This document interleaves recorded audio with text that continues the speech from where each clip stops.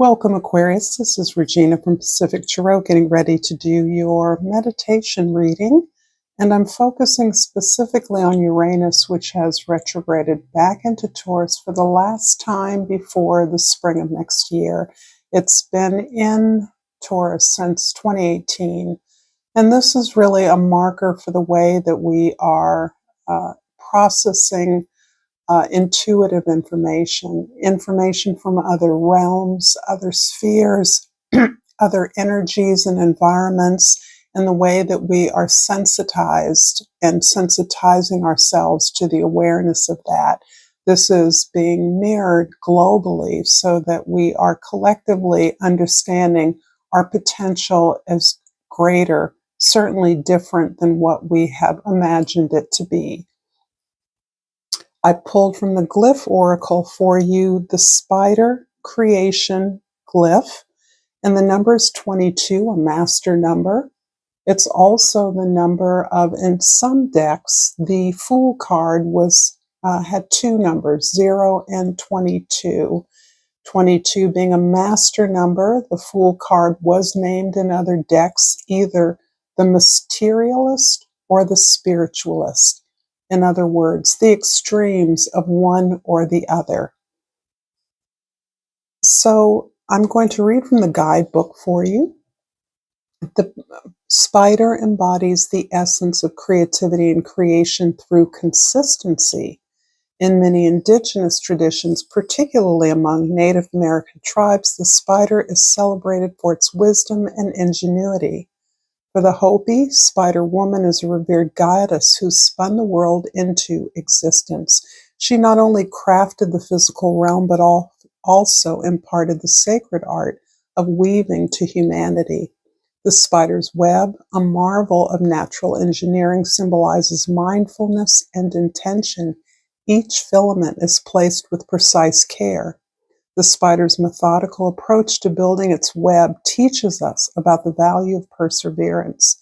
By observing the spider, we learn that even the smallest efforts, when made with dedication and purpose, can result in something extraordinary. I love this beautiful energy for you. And for your overall energy, we have the Ace of Pentacles, which is describing your stepping through this portal of creativity. And I think it's particularly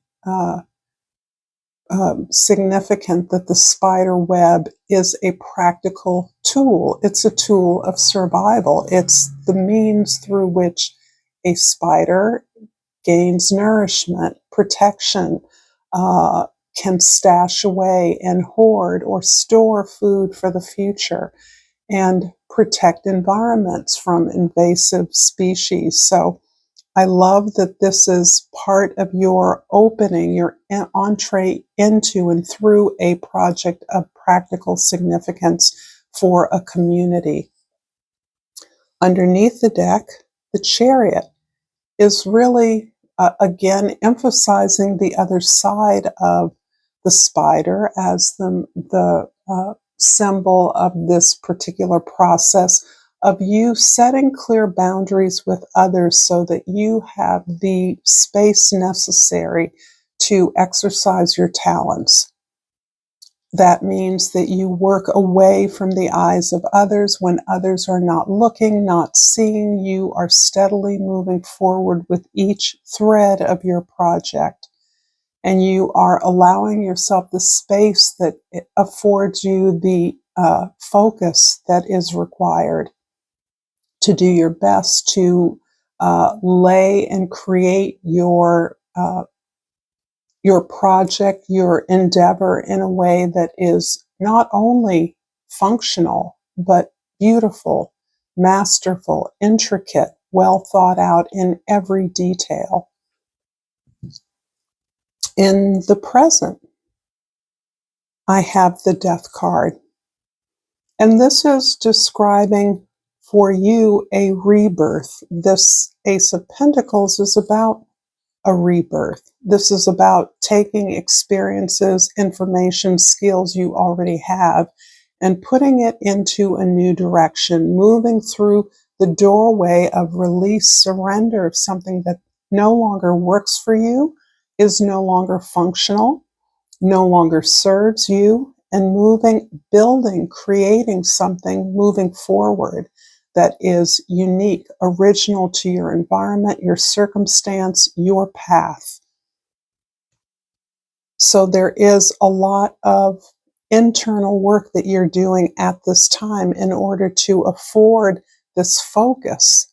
This focus requires you to put aside the things that are the common, ordinary, ritual distractions to your effort in being assistance to others in a way that you have in the past that has not served you. To recognize that you have more to bring when you allow yourself the space to do what you do best, and to not allow others to intrude or disrupt that focus. In the past, the Fool card. So there is a synchronicity here between the number 22 and the Fool card, a 0. The Fool is about some bold commitment that you've made to pursuing your dreams, your potential in the past. I can't tell how long ago this was or how recent, but I do know that it is shaping your willingness to move through, to release something that hasn't worked in the past, and to move through that space of your own individual creative power, creative vision. Move forward to your understanding of abundance that you see as available to all. And there's a way in which you are modeling this pursuit of something that is abundant, that is joyful, that is practical, that is functional, but it requires a leap. And particularly to others, this may be surprising to them. They may never have expected you to move in the direction that you have been moving in.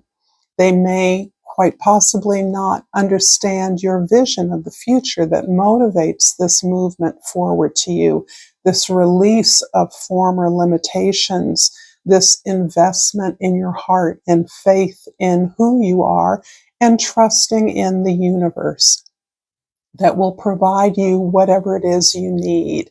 So you're clearly on a very bold path moving forward in the future.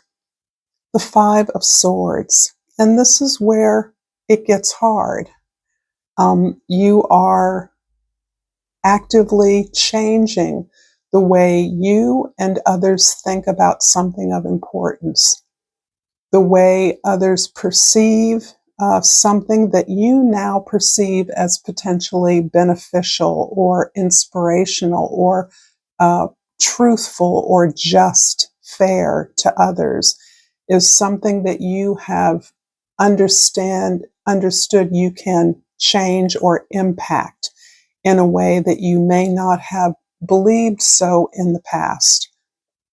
So often this has come because, in part at least, because you have had long internalized the criticisms, the feedback that you had received that did not understand your marginal outsider status, that did not see your innovative and original ideas or articulations as being worthy, useful, valid, perhaps always challenging the wisdom of the group or adding to in a way that was threatening.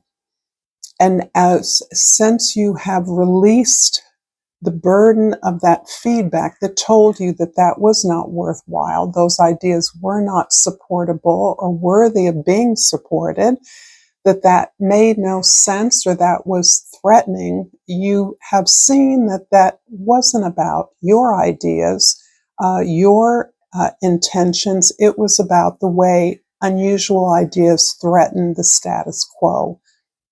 So you're now aware that the resistance you receive is not about you. and that if you're not receiving the support or the positive attention that you desire, that you know your ideas are worthy of, then you can find that support elsewhere. But you're no longer daunted or shut down, closed off, or limited by other people's negative perception of your ideas. I'm going to clarify this reading with the Air Ethereal, the Shadow Work deck, and I will finish it off with a Crystal Oracle. If you're enjoying this video, please like it. Please subscribe to my channel, Pacific Tarot, and drop me a comment if you feel moved to do so. I appreciate all the support that you give me. And thank you for all of your donations and connections. They are meaningful. I'm going to clarify the Death card in the present with the Seven of Wands and the Eight of Wands. So there is a bit of an emphasis on this idea that you must be clear about your limits and your boundaries with others, that you have to structure and defend your territory because so much is going on around you at this time. There are so many ways that you are receiving attention, that people are noticing your ideas, that people are interested in including you or being included in projects you're working on. So there's a lot of networking that's happening as you simultaneously try to focus on what it is that you are building out from your vision. And this building out is a very methodical process, which tends to feels as though it's going against the current of the action around you, the ideas, the connections, the contacts you're having with others, with resources, your awareness of connections or resources in your environment is only heightened at a time when you're really trying to defend your position. And part of defending that position is getting the work done, putting the touches on as you see it, and moving forward from that place of understanding your own personal limitations and boundaries, so that you're not taking on too much as you're already manipulating an entire web of connections, ideas, themes that you are attempting to bring together as the centerpiece of this project. In the past, the Fool card is clarified by the Five of Wands and the Seven of Cups. Okay, so this is the third seven that you have, and there's a tremendous emphasis here on teamwork in the past. Part of what you have learned to change for yourself is the way that you are experiencing the teamwork process.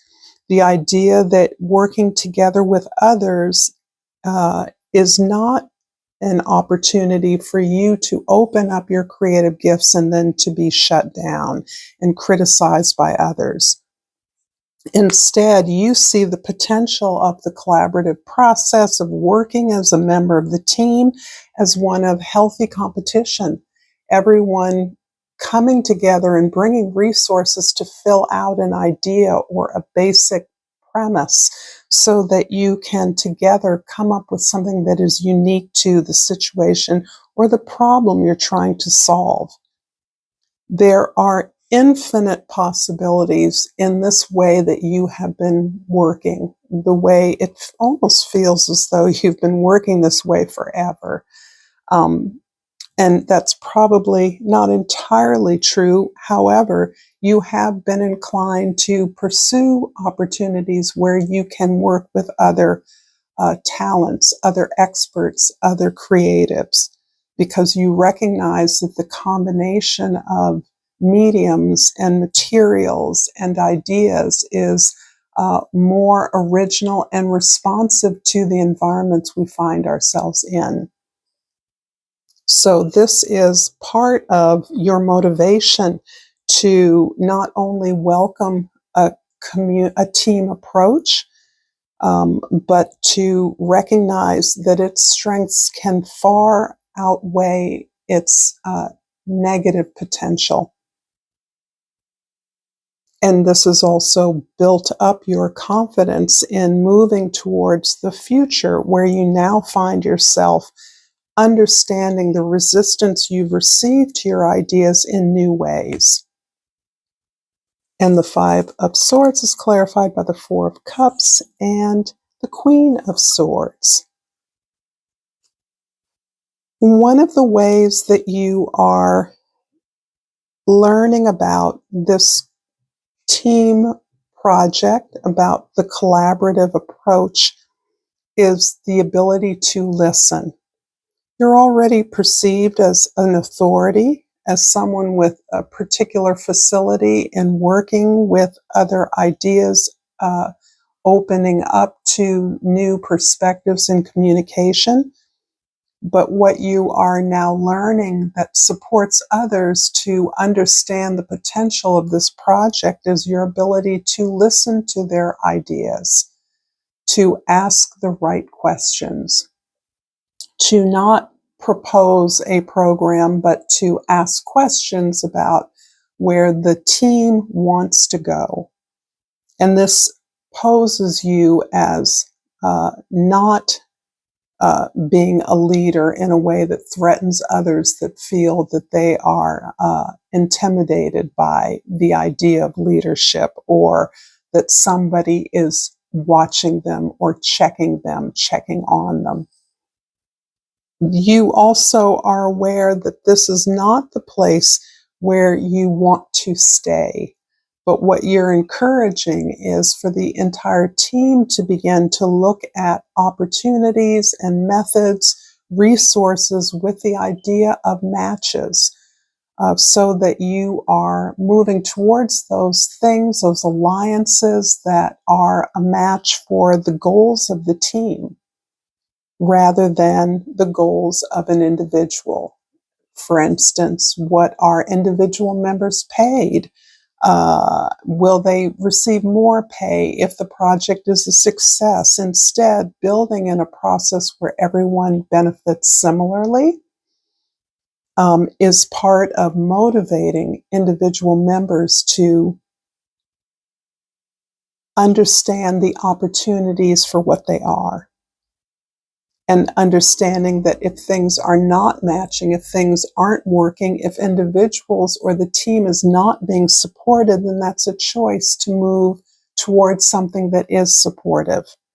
That none of this is set in stone, but it does establish this cultural foundation for the team to move forward, a way in which your feelings and intentions about aspects of a project or goals are checked in with, are resonating, so that members are feeling supported to not only say what they need to say, but to make the contribution that best aligns with their strengths. I'm going to finish this reading with a crystal oracle, and I've pulled the selenite. And the key word is spiritual awakening. I am a spiritual warrior of the light. This represents a less of an elevation for you, Aquarius, as a unfolding.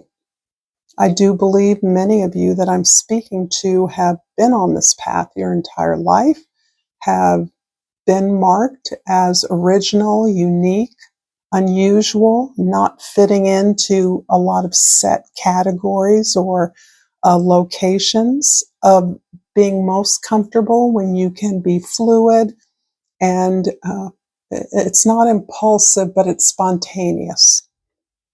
And I think this is something you're moving towards, particularly at a time when, with Mercury going retrograde for all of November, and then moving direct towards the very end of the month and into the first 2 or 3 weeks, perhaps, of December, You have an opportunity for your mind to catch up to your heart.